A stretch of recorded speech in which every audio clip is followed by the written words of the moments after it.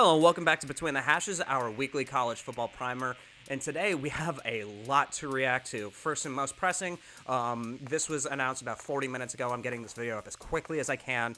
Kalen DeBoer, the current Washington Huskies head coach, is in the middle of negotiating with the University of Alabama to become its next head coach to follow up Nick Saban. For those of you who don't know, Nick Saban retired earlier in the week following that Rose Bowl loss, and capping off what is probably the GOAT head coaching career that we'll ever see at that sport. More on Nick Saban in a minute, but with Kalen DeBoer, he currently has 104, and I want to make sure I get this right, 104-12 record as a head coach. Now, granted, a number of those wins come from the NAIA at Sioux Falls from back in the late 2000s, but he also had a winning record at Fresno State in the 2 years he was there. He is a back-to-back Pac-12 Coach of the Year. He is the 2023 National Coach of the Year, coming off of taking the Washington Huskies to their first national championship game in over 30 years. They didn't win the game. Michigan was the better team. So be it, but the guy went 25 and I think 3 in the 2 seasons that he was there. He turned Michael Penix into a Heisman candidate. Remember,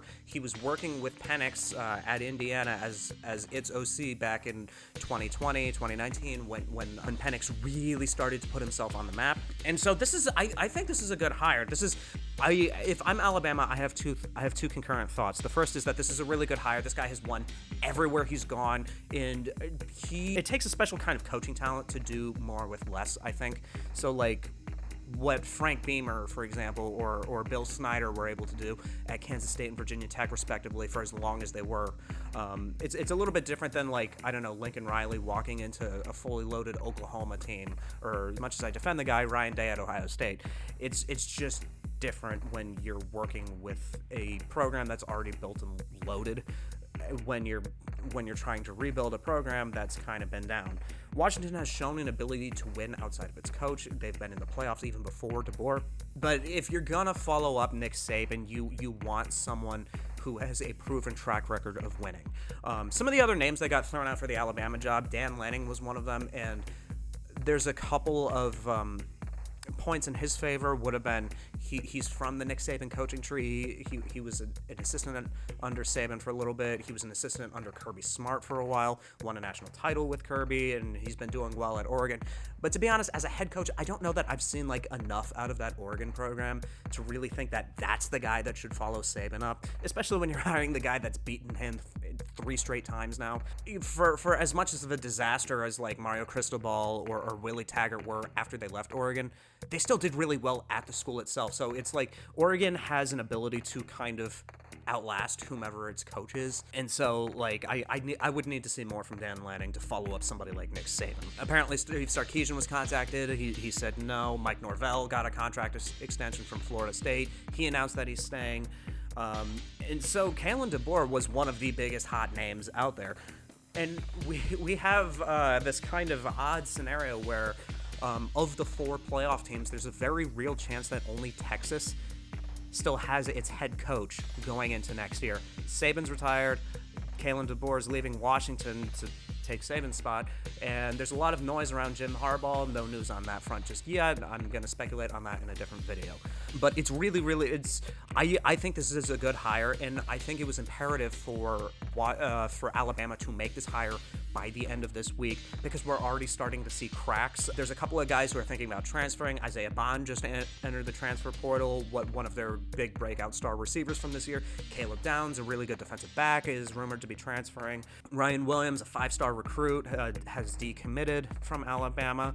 And so one of the things I'll be curious to see is if DeBoer can kind of keep the program together and keep that class and that group of guys together. Whenever a coach leaves, a 30-day transfer portal window opens for that school. So it could have been a bloodbath if Alabama didn't get this done quickly.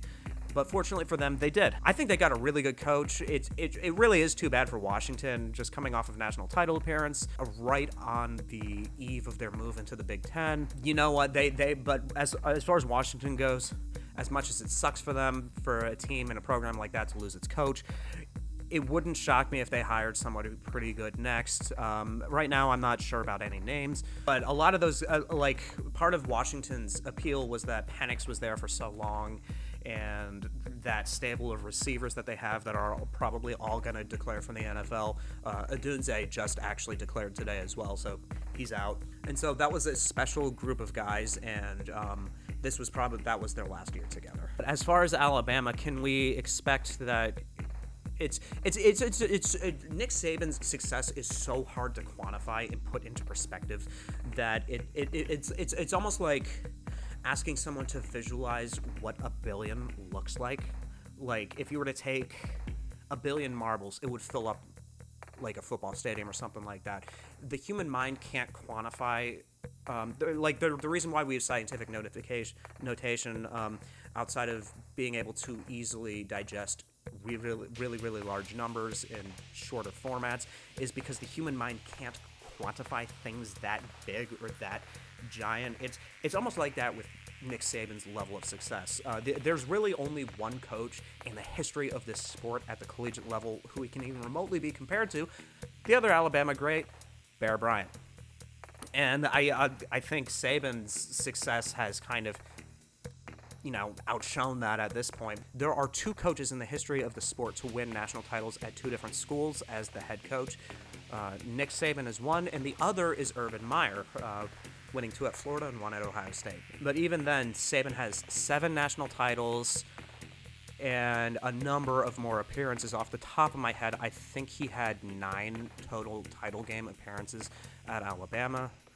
Losing to Clemson twice, losing to Georgia once. So, 9 appearances, plus 2 more first-round appearances in the playoffs. So, if you were at Alabama anytime between the years 2008 and this past year, you would have played for at least 1 national title in 1 playoff appearance. Man lost 29 games in 17 seasons as Alabama's head coach at an average of 1.7 losses a year. He has more first-round draft picks from Alabama than losses. He has 4 Heisman winners in the last.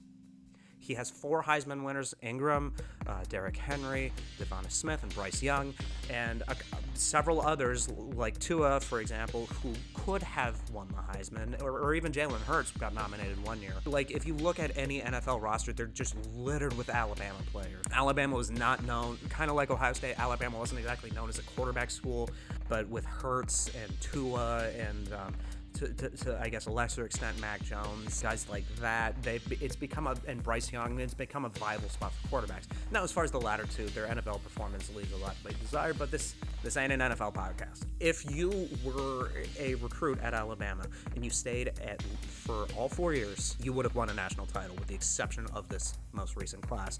And hey, you know what? If they win it next year, that still would hold true.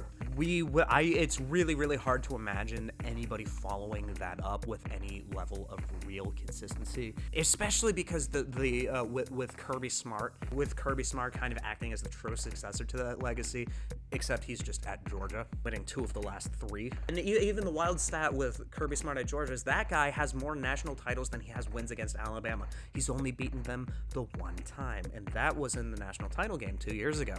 And so it's like, even when they're not winning national titles, they were still like the king of the hill in a lot of ways. Since 2006, so the start of the SEC's real dominant run, since the start of that season, the national title winner was either Alabama or a team that beat Alabama or a team that beat the team that beat Alabama.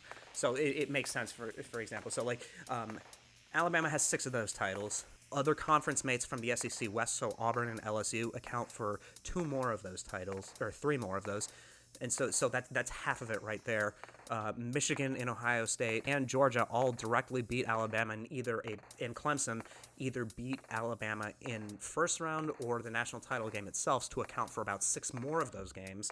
Florida State had to beat Auburn, who famously beat Alabama in that kick six game. And so it's just basically the point I'm making is that they were always right there in the conversation. For 15 straight years, they found their way up to, for at least 1 week, number 1 in the AP poll. Let me repeat that. 15 straight years. After the 2007 season, Nick Saban never lost less than 10 games in a season, and it's I don't know. I'm running out of superlatives here, to be honest. It's surreal because Nick Saban's out, and then with all the NFL news, Bill Belichick and Pete Carroll all being forced out within basically 24 hours of each other. What those three have done for the sport is insane. So we're losing a lot of talent at the same time.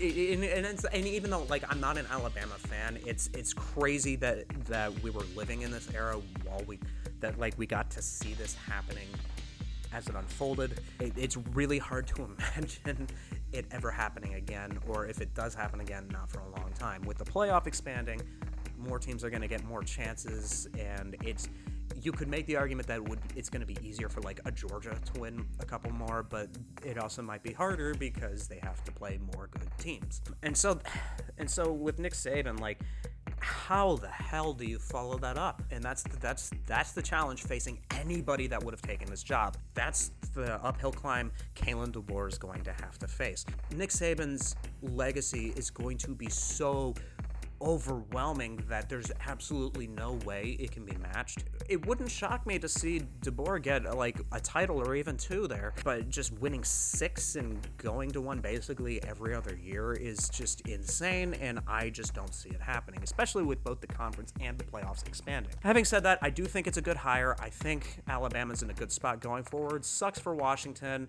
And that's really all I got for you guys today. Thanks for sticking around, and I will be back tomorrow with an off-season top 10. I've been waiting to do this. I'm going to have my actual reaction to Michigan winning the title. I just wanted to get this news out of the way first. So, thanks for watching, and if you're watching this, thanks for sticking with me in the off-season. So, talk to you next time.